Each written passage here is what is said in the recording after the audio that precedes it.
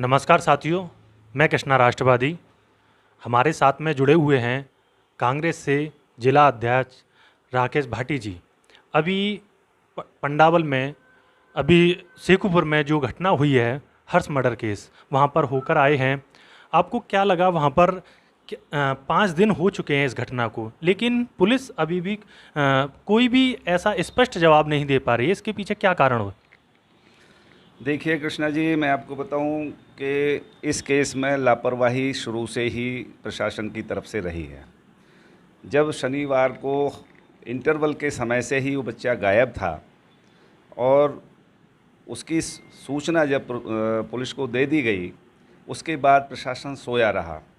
अगले दिन ईद का त्यौहार था और गलत रास्ते पर, गलत ट्रैक पर वो जो है अपनी जांच को ले गए। उन्होंने उसको दूसरा मोड़ देना चाहा कि भाई ईद पे हो सकता है कहीं उसकी बलि का उन्होंने एक मुद्दा बनाया कि बलि ना दे दी जाए। तो वो ढूंढते रहे उनको ईदगाहों में और इस तरह की जगहों पर, पुलिस उनको तलाशती रही। ये बड़े दुर्भाग्य की बात है कि आज के ज़माने में भी जब इस तरह की अगर धारणा है, प्रशासन अगर सोच के चलेगा, तो ये बहुत बड़ा दुर्भाग्य है देश का। तो मैं तो कहना चाहूँगा इसमें पुलिस प्रशासन का बहुत बड़ी लापरवाही है।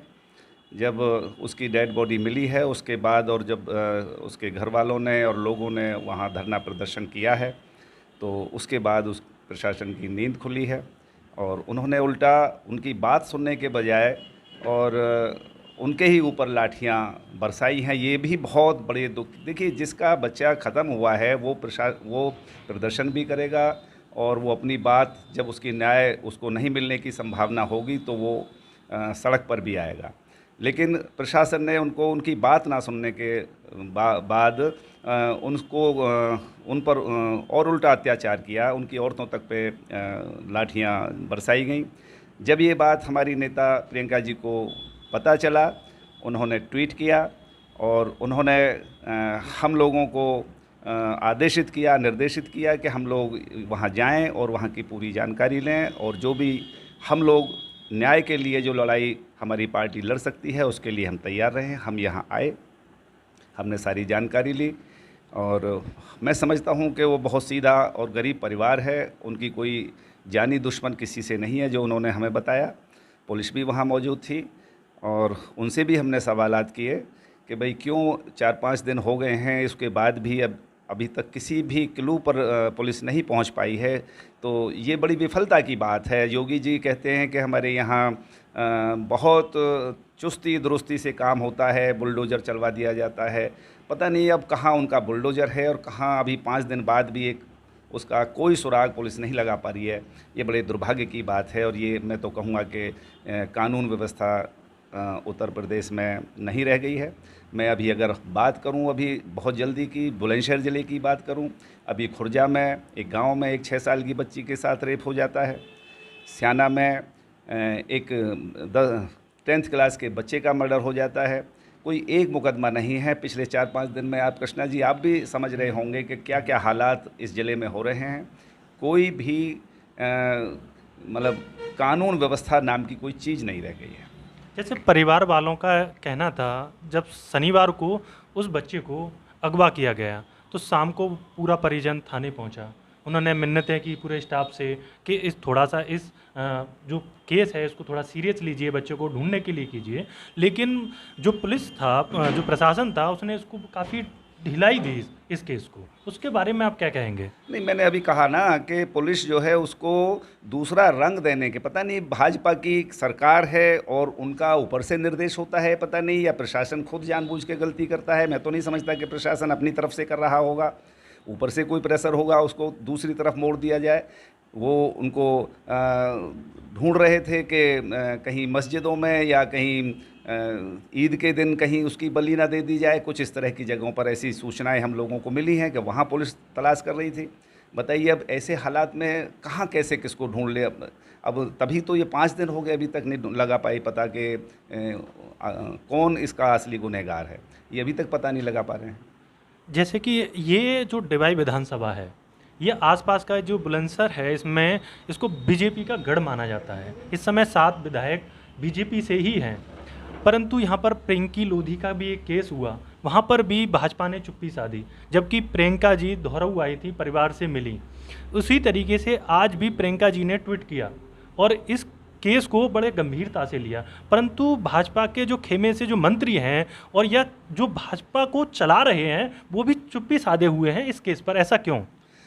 इसी केस पर नहीं है, प्रियंका जी की बात जहाँ तक है, तो जहाँ भी कोई इस तरह का अन्याय होता है तो प्रियंका जी सीधा संज्ञान लेती हैं। और वो आपने देखा होगा कि हाथरस का कांड रहा हो, चाहे लखीमपुर का कांड रहा हो, चाहे छोटे मोटे और बहुत सारे कांड रहे, कुछ भी इस तरह की घटनाएं जहां हुई हैं, प्रियंका जी वहां खुद पहुंचती हैं। या अब हम लोगों जहां भी जो ज़िले पे जो हमारे कार्यकर्ता होते हैं उनको वो एक्टिव करती हैं, उनसे कहती हैं और हम लोग जाते हैं।